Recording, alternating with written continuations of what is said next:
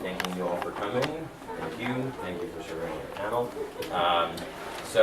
What I'm going to be talking about today are the 4 competencies that rose to the surface for me when I was writing my culminating learning narrative.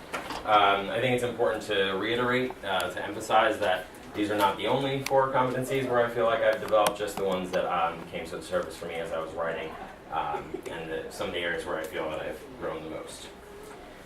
So, without further ado, the first area, diversity, equity, and inclusion. Truth, justice, and the American way. That's something that resonated with me deeply as a child and to this day. And what does that really mean to me? Well, justice.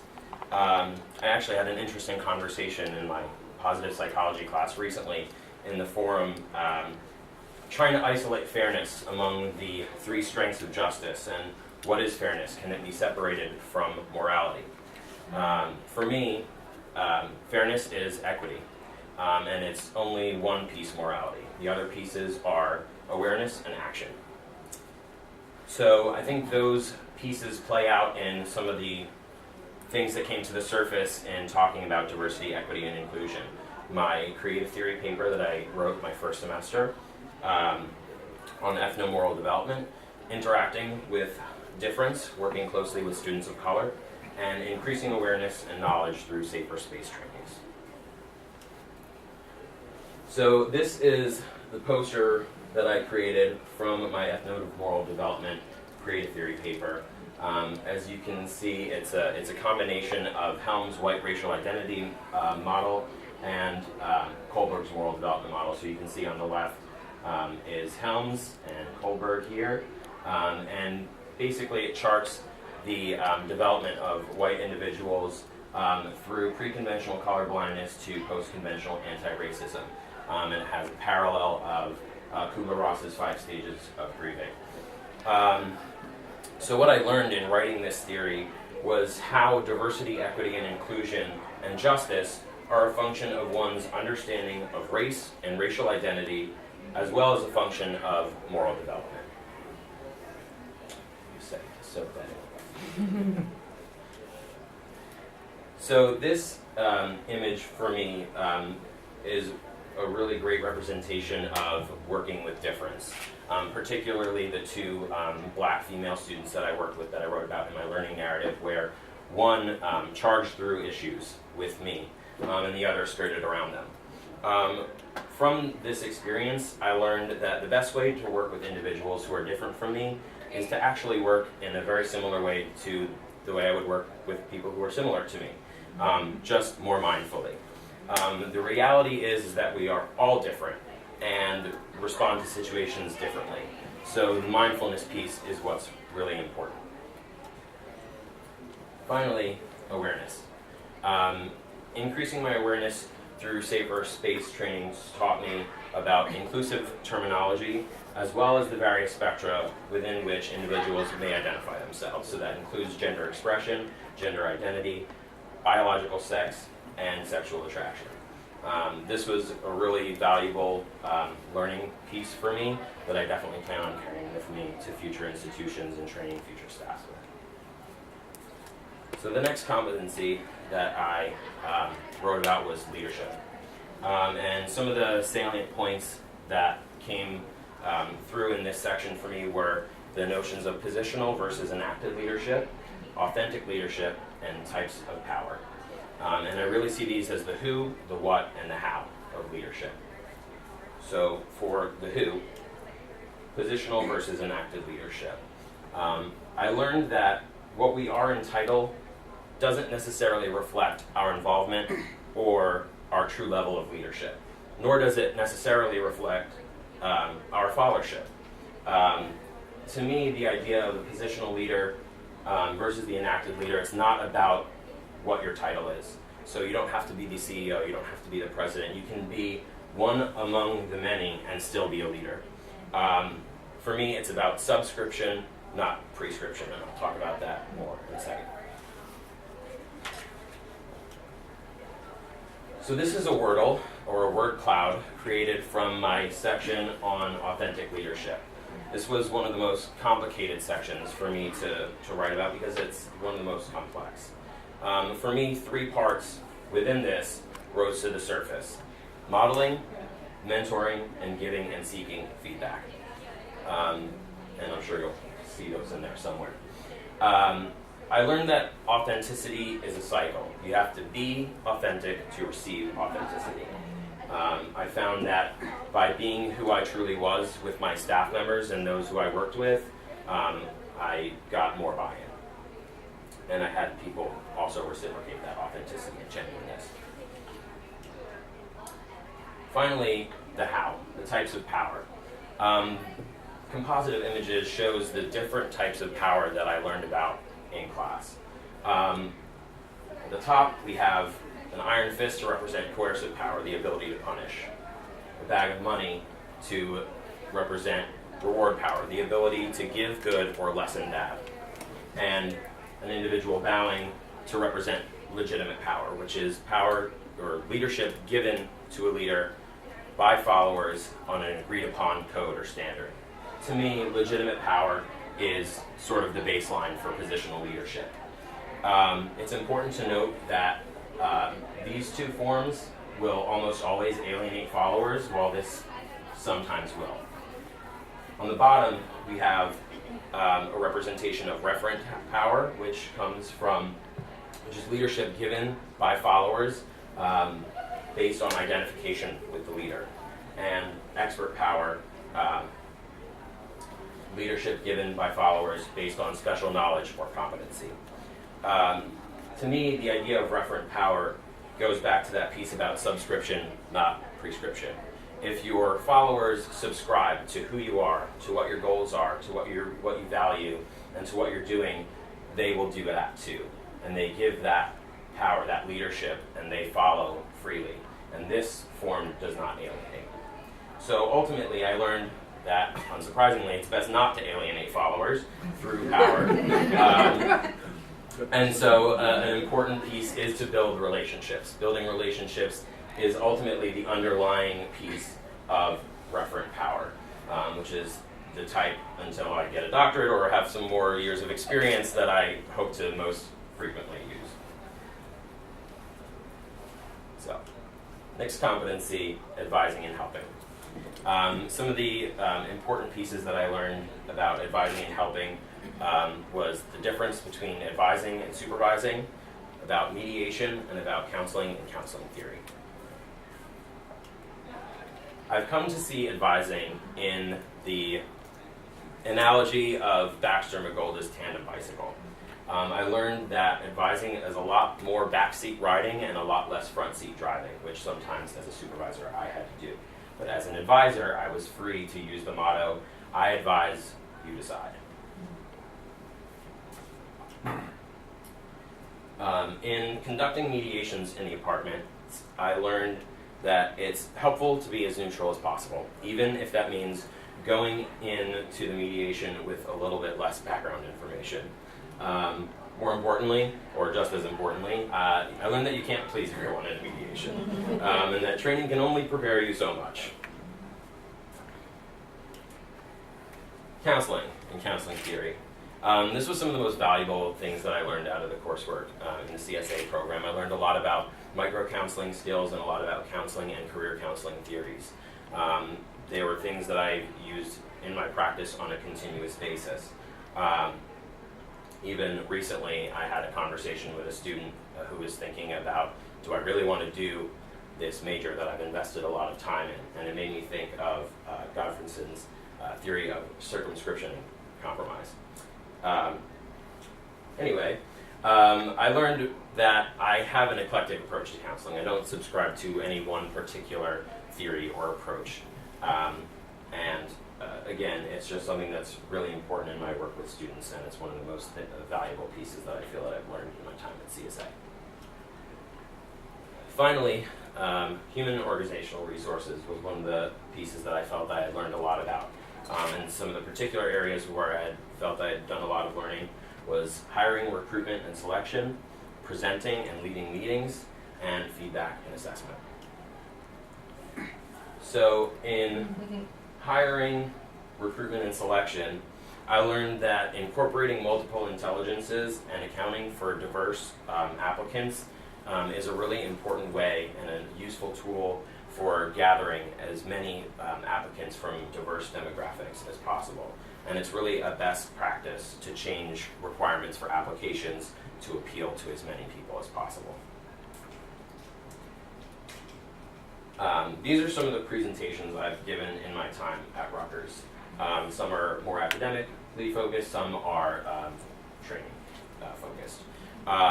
So I learned how to create agendas, run meetings, and hopefully you'll agree how to give effective presentations. So those are, again, just some of the presentations that I've conducted in my time. So finally, feedback and assessment. This was one of the responses I got when I was doing anonymous feedback from my staff members. There were actually 4 questions. So my students thought they were being funny. Or they just didn't think I needed that much feedback. So this was kind of a tough pill to swallow because I'm naturally kind of talkative. But I learned that feedback, though tough to swallow at times as this was, is essential. It's something that informs my work and my practice, and it's something that's absolutely imperative to being the best supervisor, the best advisor, the best human being that I can be. And finally, I learned that assessment is, feedback is a form of assessment, and that assessment can be qualitative as well as quantitative, and informal as well as formal. I tend to think of assessment as being primarily formal and with numbers, and that's not really always the case. I feel that I learned a lot about using assessment in my work, and it's something that's very important, and I do try and incorporate that as often as possible and where appropriate. So, thank you again. I appreciate your time, and I'm happy to take any questions.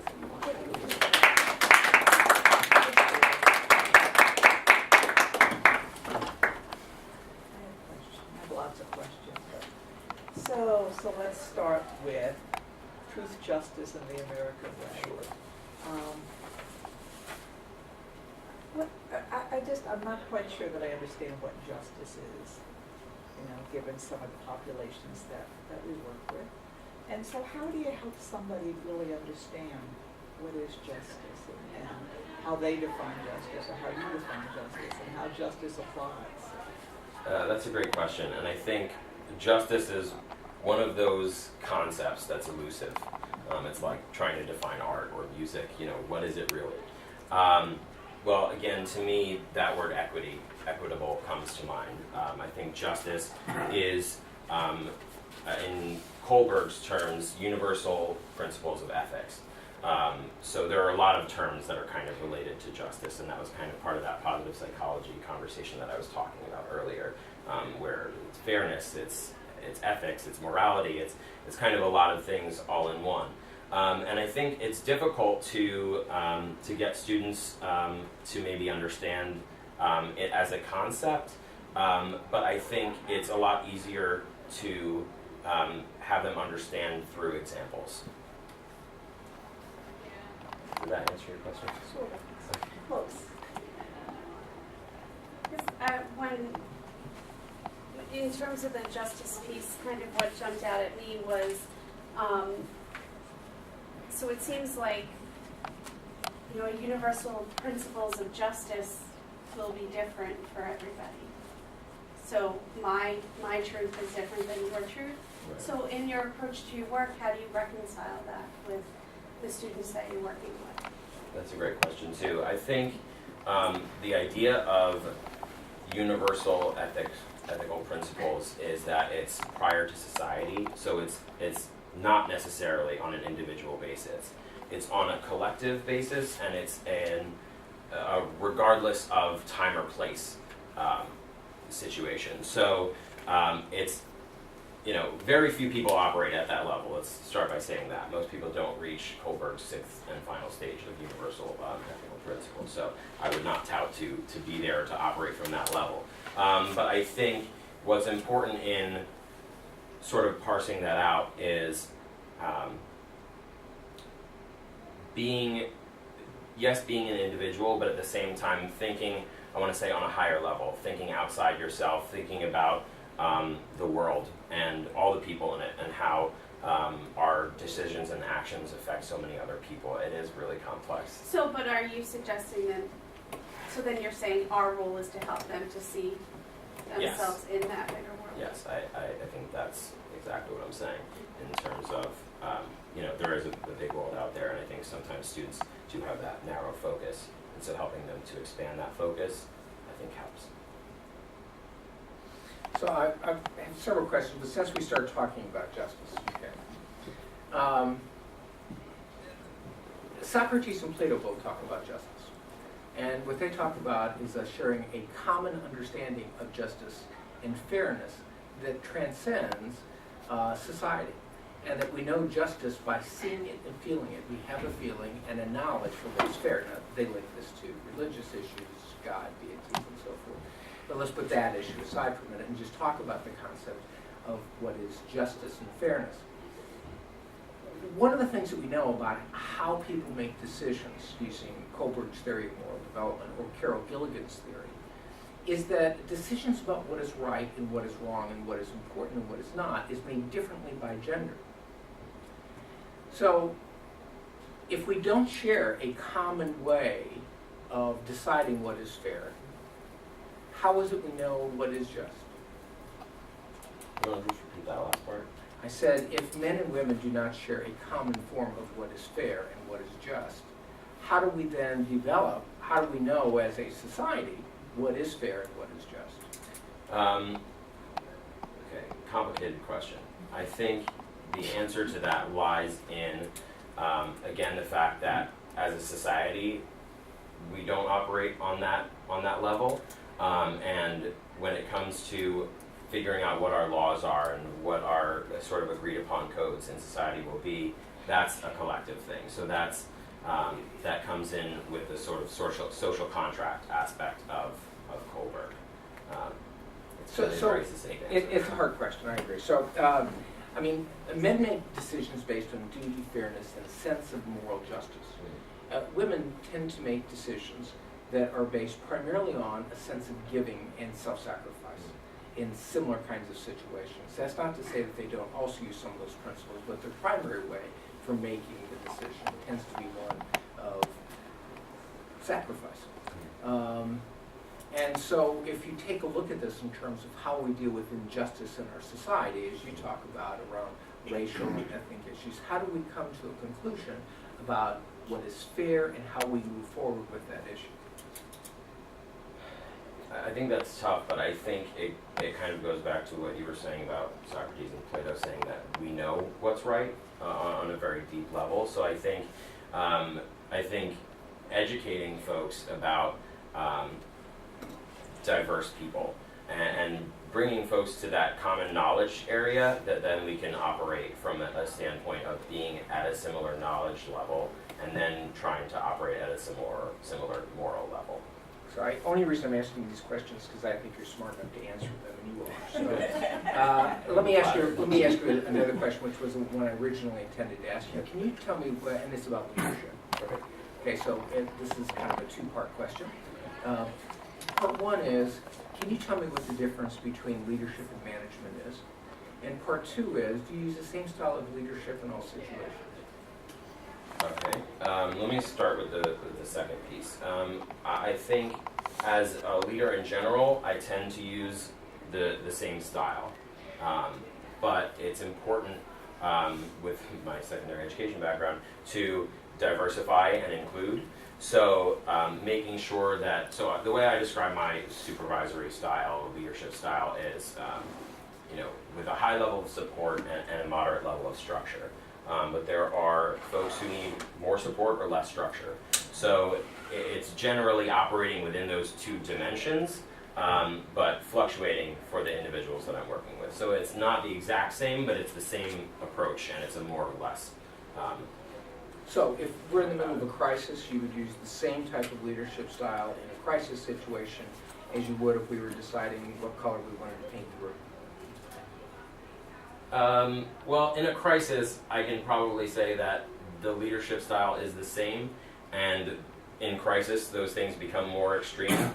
A lot of structure and a lot of support, or I can't support you, or there's no structure, but I'm here for you. We need to, there was an experience like that in the apartments during Hurricane Sandy, where there was very little structure, but I did my best to support my staff as best as possible. And then I'm sorry, the second piece of your question. The second part of the question dealt with the difference between management and leadership. Okay, yeah, so I think management and leadership are two wholly different things. I think a manager can be a leader, absolutely. But again, I think that goes back to the manager is the idea of the positional leader, which positional leader may be leader in title only. I think bad leaders can be managers, or bad leaders can be positional leaders. But I think good leaders can be at any level.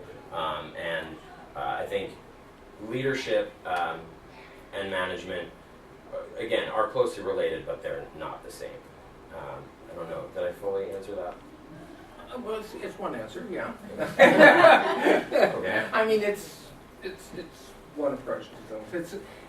The traditional way to make the division has always been that, this, I don't know if you've read Warren Bennis on leadership and management issues, but one of the claims he makes is leaders find a direction and managers figure out how to get there.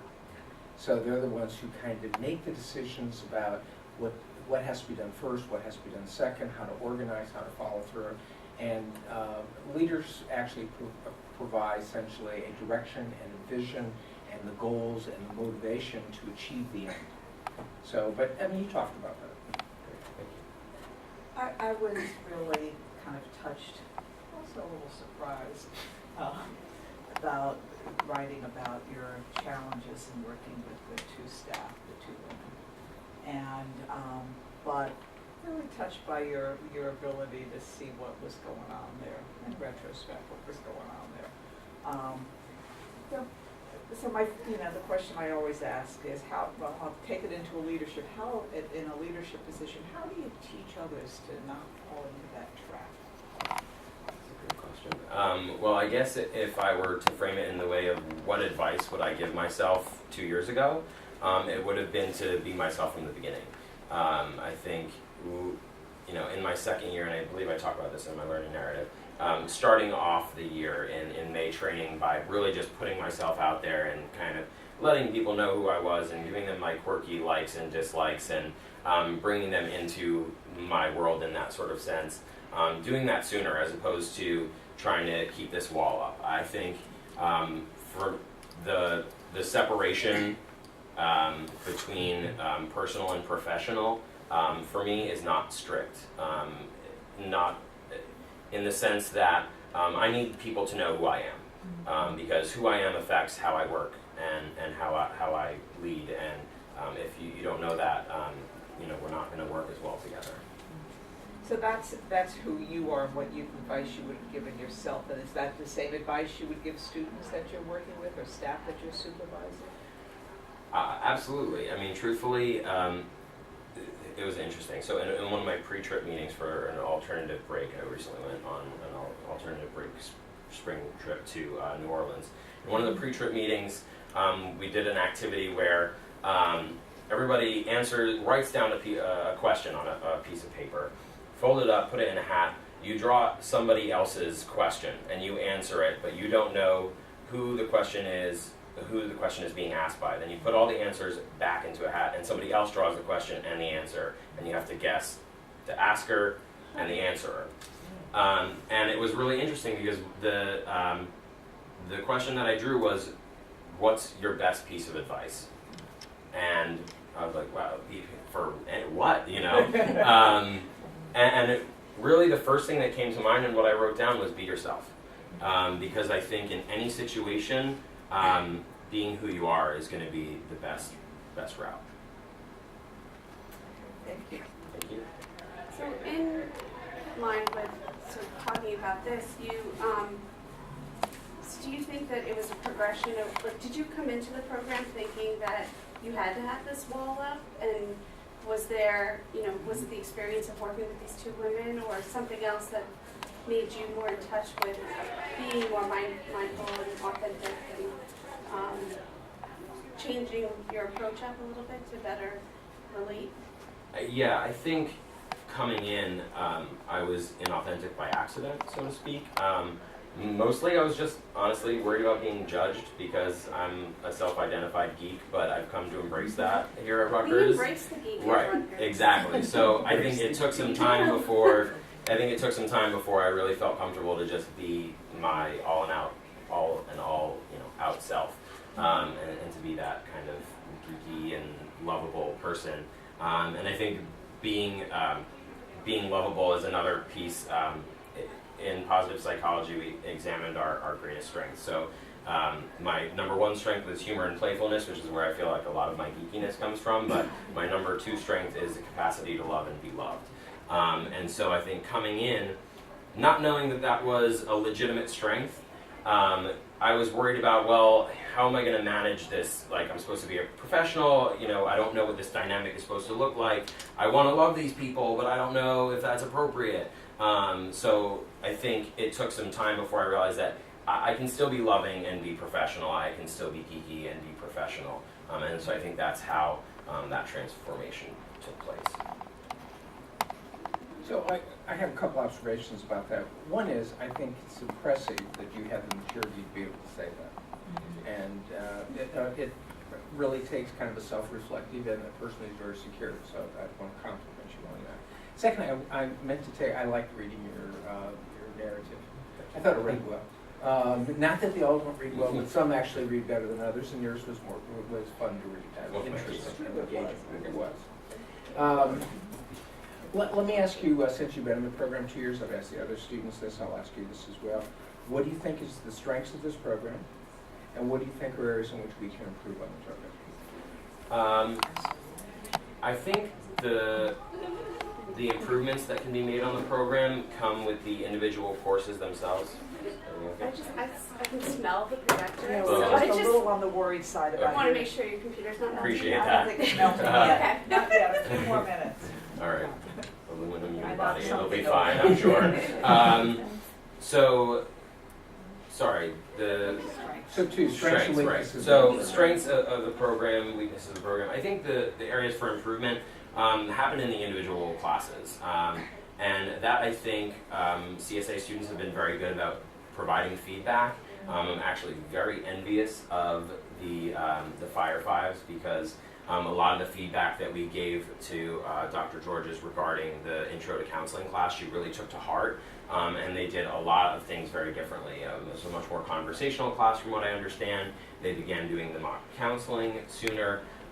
So I think in terms of areas that can be improved, I think it's within the classes, but it's a matter of tweaking and fine-tuning, and I think students are good about conveying those things. Strengths of the program, I mean, they're the strengths since day one that I've wanted to come into the program, the cohort model, the collegiality of it. I think that is the greatest asset, and I think I'm very proud of my cohort. I think we hit kind of the optimal note with the 24 people. I've always touted that we divide up very, very well. We're very divisible. And I think, but at the same time, we're very united. We're, as far as I understand, we're the only cohort to not lose anybody in the time that we've been here. So I think there's something kind of magical about that number. And I think the faculty, the coursework, and the internship sites and the internship site supervisors are really fantastic. And I think that's what really makes this program great. Great. Thank you. I had lots more, but not.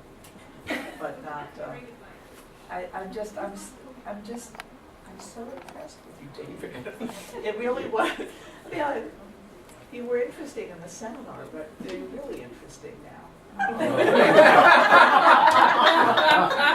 My only goal is to become more interesting. No, but there's a different level of maturity and insight into who you are and willingness to share with that. It's really nice to see. I like Greg and I loved reading this. I actually went home and said, wow, this is fabulous. So, thank you. Thank you very much. If not, thank you very much, Dave. Thank you. Appreciate that.